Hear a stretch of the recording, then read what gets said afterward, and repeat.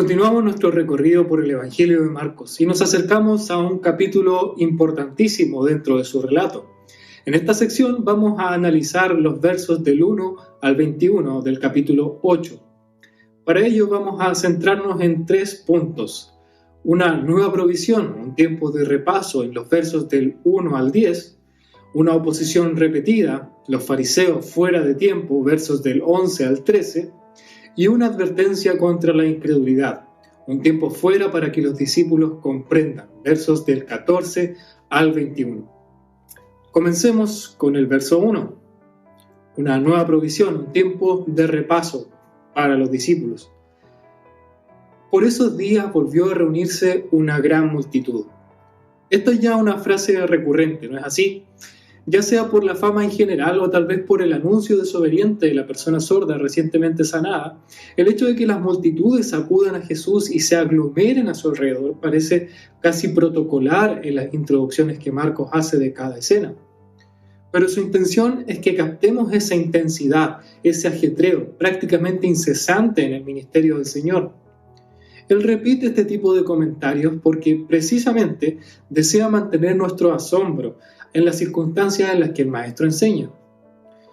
No es solo que haya preparado cierto temario a tratar delante de un atento y relativamente ordenado salón o grupo de espectadores, sino que su sabiduría, enseñanza, bondad son tales que se desbordan hacia la ansiosa marea de gente que acude a él en distintos tipos de circunstancias. Como hemos visto, para ellos su preparación ha sido ardua. Los momentos de general reposo para él han sido de especial dedicación y comunión con el Padre. Y mientras el resto ha podido descansar físicamente, él se ha provisto de nuevas energías mediante la oración y una fuerte vida devocional. No obstante, aún así es impactante cómo puede seguir compadeciendo a las multitudes en situaciones que, humanamente, bien pudieron haber provocado la apatía o indiferencia de cualquiera. Y ya sea que la multitud estuviera consciente o no de ello, la situación es similar a la relatada antes en el capítulo 6. Cabe indicar que lo que sucederá a continuación también es un registro que tiene su paralelo en Mateo 15, del 32 al 39. La gente a su alrededor no tiene que comer. Quizá la urgencia afectó su previsión. En general llegan tan rápido como se enteran de que Jesús ronda cerca. Tal vez bajo su perspectiva, no hay tiempo que desperdiciar preparando alimentos suficientes. Incluso, y más probable, quizá ni ellos mismos han planeado permanecer tanto con Jesús. Como sea que haya sido, para ellos parece no ser lo principal o necesario hasta este punto. Para sus cuerpos sí lo es, y el Maestro lo sabe. Así que Jesús vuelve a llamar a sus discípulos y ellos, tal vez pensando que esto era una especie de déjà vu, acuden a su orden. Y estando con él reunidos, escuchan lo que tiene que decir. El alimento escasea por el entusiasmo de la gente al permanecer 3 días ya con Jesús, o al menos aún están esperando la atención personalizada que desean. A diferencia de la pasada alimentación de los 5,000, donde la gente se congregó, fue atendida y despedida el mismo día, acá las personas permanecen por un periodo mayor junto a él. Pero lo notable es que aquel que por fama, renombre, poder, sabiduría, hubiera podido ser egoísta, petulante o centrado en sí mismo, abre su corazón y en él no hay sino entrega, humildad y empatía. Lo más profundo de su ser se conmueve frente a la gente. Él está consciente de su necesidad de comida. Han pasado 3 asombrosas jornadas, pero ya viene siendo tiempo de que se alimenten. Como en la multiplicación precedente, donde Jesús mostró compasión por la necesidad espiritual de la multitud, ahora expresa su compasión por sus necesidades físicas. Así que a diferencia de aquella ocasión, antes de que los discípulos propongan despedirlos tal y como están, es decir, enviarlos en ayunas de regreso a sus hogares, Él toma la iniciativa y les explica. Algunos de ellos viven demasiado lejos como para resistir el viaje antes de desmayar por el camino. Algunos se habrían desmoronado en tales circunstancias. Unos cuantos llegarían sin inconvenientes, pero Él desea el bienestar de todos los presentes. Ellos están en Decápolis, en medio de un conjunto de 10 ciudades con influencia griega al este del río del Jordán y al sur de Galilea. Esta región era densamente menos poblada que la de Galilea, lo que explica la menor concurrencia en relación al milagro precedente. No obstante, sigue siendo mucha la multitud. Y si antes fue el dinero o los recursos económicos la preocupación o imposibilidad en la mente de los discípulos, esta vez es la lejanía de las provisiones mencionadas por el mismo Maestro. Ellos observan la gran cantidad de gente, la gran distancia para conseguir abastecimiento y la imposibilidad, pero no están viendo frente a ellos, no están viendo al Señor con ellos. Jesús desea una respuesta de fe por su parte, tal vez un simple comentario que deje en evidencia que recuerdan al menos la solución en la multiplicación pasada, pero no la hay.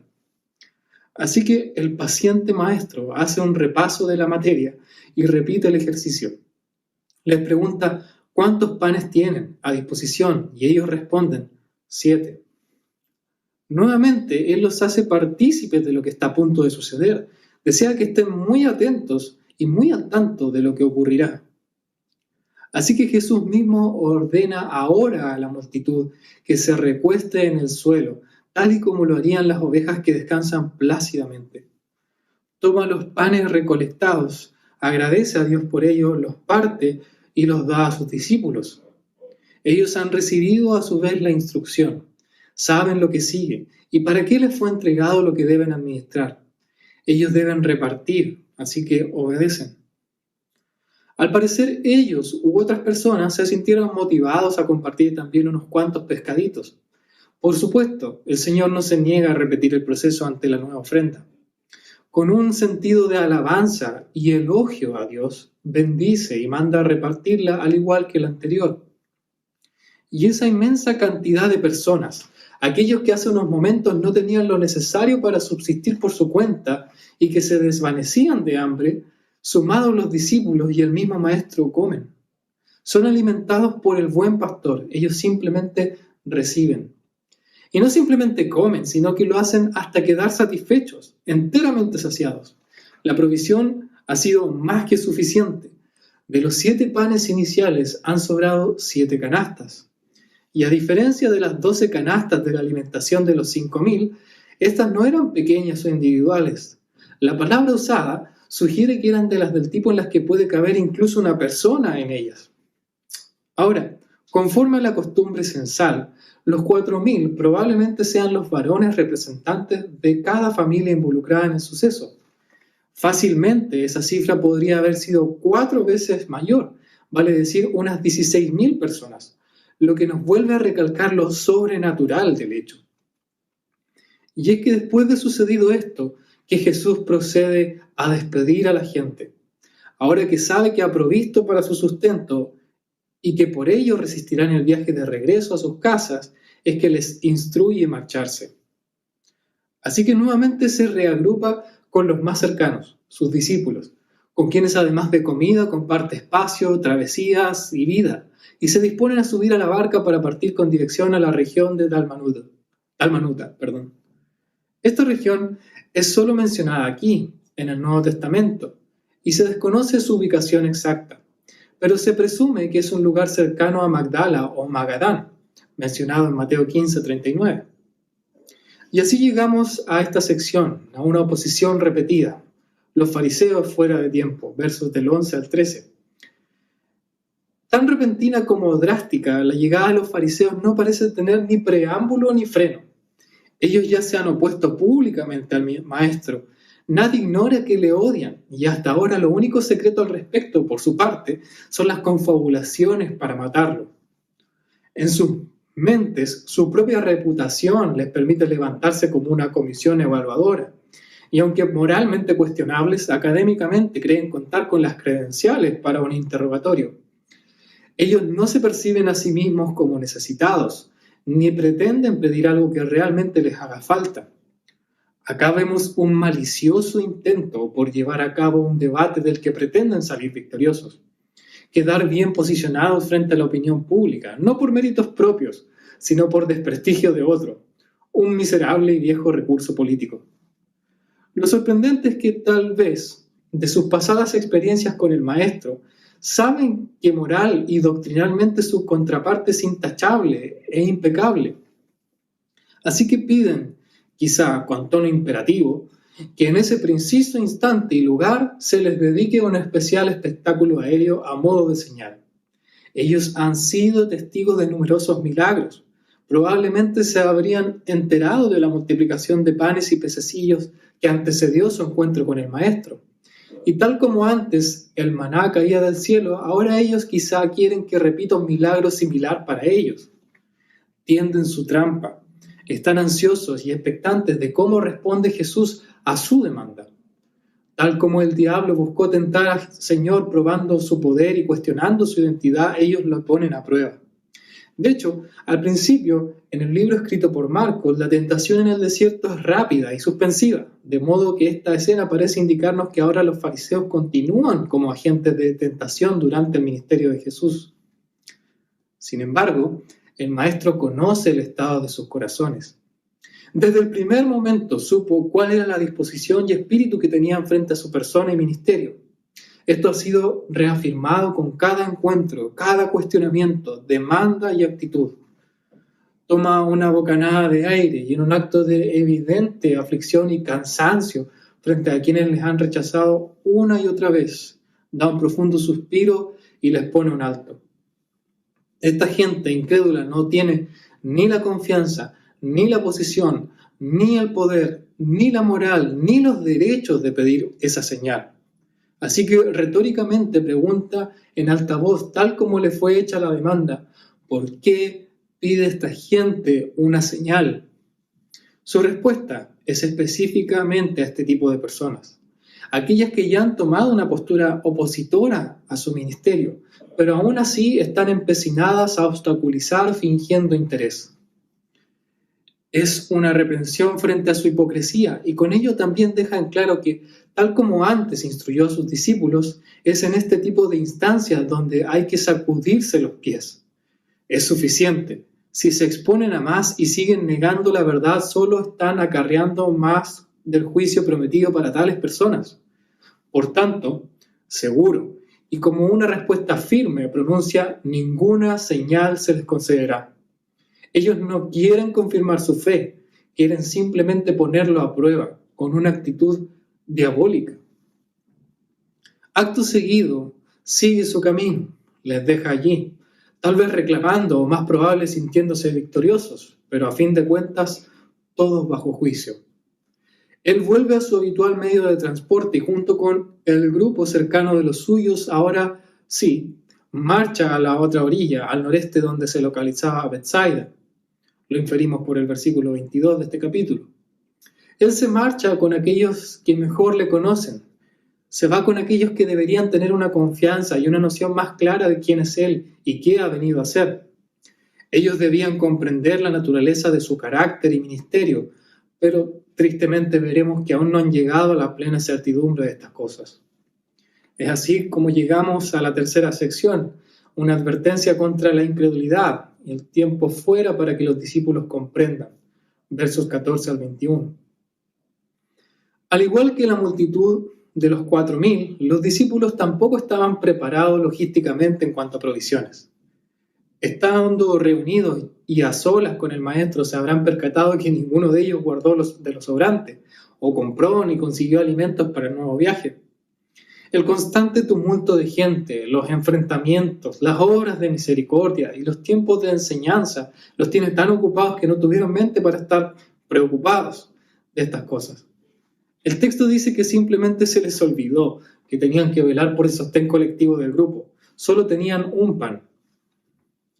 En medio de estas reflexiones internas y compartidas, Jesús les interrumpe y les da una imperiosa instrucción: abrir los ojos, es decir, poner especial atención y cuidarse de la levadura, tanto de los fariseos como la de Herodes.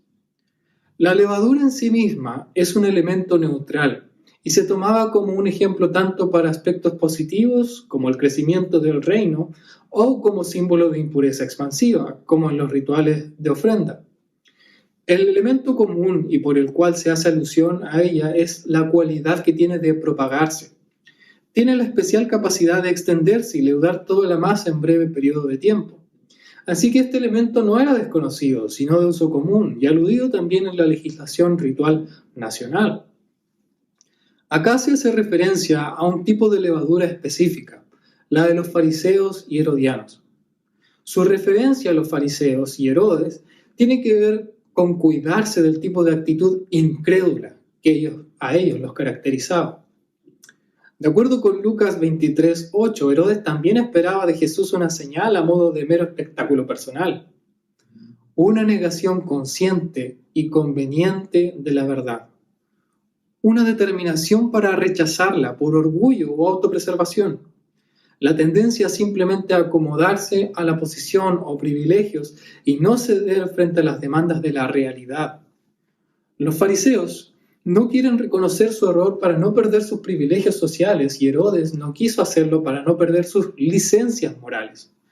Los fariseos y los herodianos eran aliados en contra de Jesús, de acuerdo a lo que nos dice Marcos 3:6, y desean matarlos, pues ellos ya se han negado a conocerle y creerle.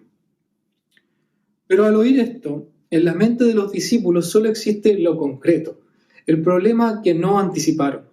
El pesar por esa falla les hace limitar sus deducciones y se dicen a sí mismos, lo dice porque no trajimos pan. Jesús nota su nerviosismo y se da cuenta de lo que dicen. Él percibe que la mente de sus discípulos está divagando, se está perdiendo la enseñanza, no están poniendo atención a lo importante, se están enfocando en otro asunto. Ellos han tenido el privilegio de presenciar más de las señales que Jesús ha venido demostrando y con las que constantemente enseñaba, pero siguen poniendo su mente en lo concretamente material. Jesús apunta ahora a lo espiritual. Así que como cuando ya se ha enseñado y explicado lo suficiente como para esperar una respuesta acertada, aquí se cumple el tiempo de comprender. Debe hacer una pausa, tomarse un tiempo fuera para ello y ablandar con unos medidos golpes el endurecido y calloso corazón de los discípulos. Como una herramienta pedagógica, él usa sus palabras, él tensa a propósito el ambiente para que terminen encaminando sus pensamientos por el sentido correcto. Lo hace con una arremetida de preguntas. Su discusión está mal enfocada, su comprensión está sesgada, su mente está limitada, su visión no es clara, sus oídos son poco receptivos y su memoria parece ser muy frágil.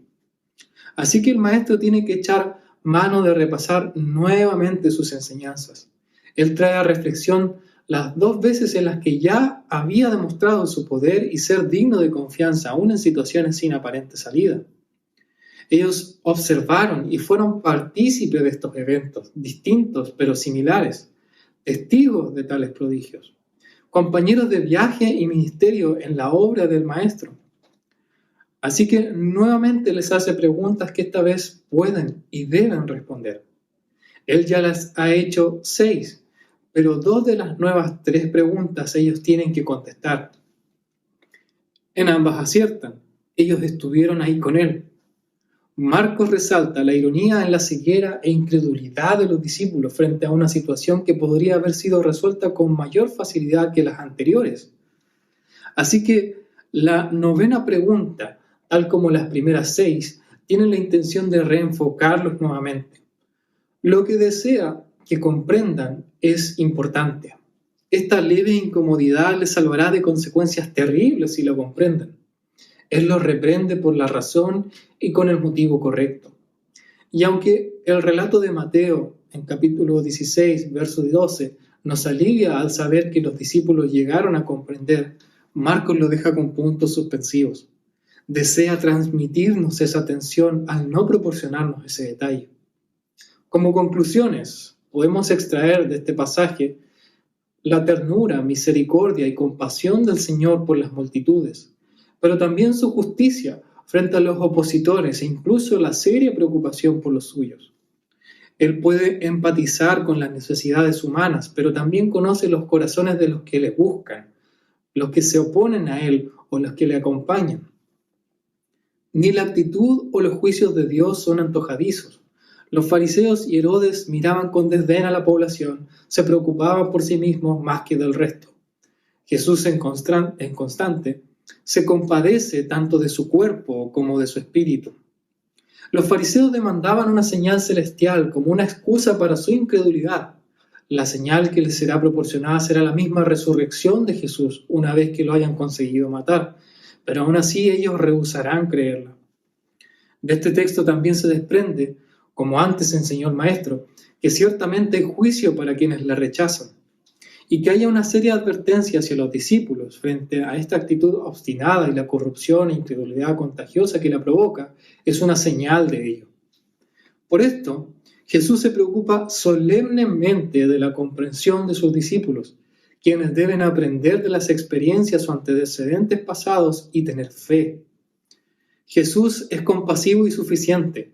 Pueden confiar en Él aun cuando las imposibilidades parezcan abundar, pero también deben poner especial atención a cómo responden a su persona y ministerio. Marcos es un autor cuyo libro, si prestamos atención, puede dejarnos especialmente tensos. Él suele hacer este tipo de relatos para provocar en nuestras mentes la necesidad de un desenlace. Nos da a entender que se requiere una respuesta, y esta porción es un excelente ejemplo de cómo lo hace. Ahora, a veces esa tensión dramática es tal que intentamos resolverla rápidamente con pensamientos derivados de nuestra supuesta superioridad moral o intelectual. Miramos a los personajes de las historias y decimos, gente demandante e interesada, fariseos criticones y porfiados, torpes discípulos. Y bien podemos concluir que la gente debió buscar a Jesús para una relación con Él, no solo para recibir atención a sus necesidades, que los fariseos tuvieron suficiente evidencia como para basar y confirmar una auténtica fe, y debieron haberla tenido, y que los discípulos debieron haber entendido a estas alturas las enseñanzas de su maestro y la forma en que tenía de comunicarlas. Pero podemos olvidar que la Biblia es colosalmente honesta y nos muestra este tipo de personas con sus reacciones para reflejar y advertir nuestra propia humanidad. Dado que previamente todo seguidor de Cristo tuvo también una vida ejercitándose en la incredulidad, es que debemos observar a estos personajes y sus reacciones para aprender y autoexaminarnos. Esa dureza producida durante largo periodo de tiempo, aun siendo expuesto a la verdad, es lo que Jesús intenta penetrar. Esa es la aspereza callosa que desea limar en los suyos. Antes de juzgar con severidad a las personas del relato y tratar de aliviar la tensión con esa respuesta rápida, podríamos ver nuestros propios corazones y preguntarnos, ¿qué cosas son las que nos llevan al Señor cuando acudimos a su presencia? ¿Deseamos nosotros poner a prueba o tentar a Dios con nuestras peticiones? ¿Qué entendemos acerca de su persona y de nuestra relación con Él? Es verdad, contamos con el Evangelio y eso nos hace conocedores de un panorama más amplio, pero por esa misma razón no debemos perder de vista nuestra propia responsabilidad. Jesús es el verdadero pan de vida, la realidad a la que apuntaba el maná. Y en el Evangelio tenemos la prueba definitiva de la gracia de Dios para con nosotros. Podemos tener dudas. Somos humanos ejercitados en no creer, pero debemos exponernos a la palabra de Dios para limar nuestra actitud de respuesta frente al Señor. En contraste con los fariseos y herodianos, los aprendices ponen cuidado en escuchar al Maestro y continuar ejercitando la fe. Nosotros también somos llamados a permanecer con y en Jesús. Mediante su Espíritu, Él habita en nosotros y en un futuro seremos convocados a su presencia inmediata para seguir disfrutando de Él mismo.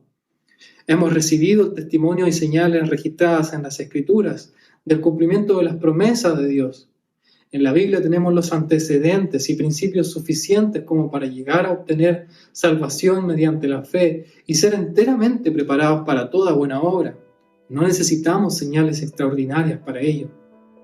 Y aun si somos débiles y no podemos ver más allá de nuestra situación actual y nos falta comprensión acerca de lo que hemos experimentado o poseemos, podemos pedir confiando en la gracia de Dios más de su sabiduría para atravesar las vivencias actuales. Por muchos obstáculos o limitantes que veas, peticiones en espera que tengas y torpezas que cometas, en Cristo Dios te ha proporcionado suficiente para que continúes confiando en su bondad. Con todo tipo de situaciones, el Maestro busca enseñar a sus aprendices. Oremos. Padre, agradecemos tu paciencia, misericordia y compasión para con nosotros. Vemos este pasaje y nos estremecemos ante la incredulidad de la que hemos sido partícipes y en la que podemos vernos reflejados a través de los discípulos e incluso los fariseos. Rogamos a ti que intervengas soberana y abundantemente en nuestras vidas para que podamos verte con mayor claridad y podamos prestar atención a lo que deseas enseñarnos. Ayúdanos diariamente a concebir estas verdades como ciertas y a vivir a través de ellas, guiadas por tu Espíritu. Cuídanos en todo tiempo y haznos saber que tú estás con nosotros. Te lo pedimos en el nombre y por los méritos de Cristo. Amén.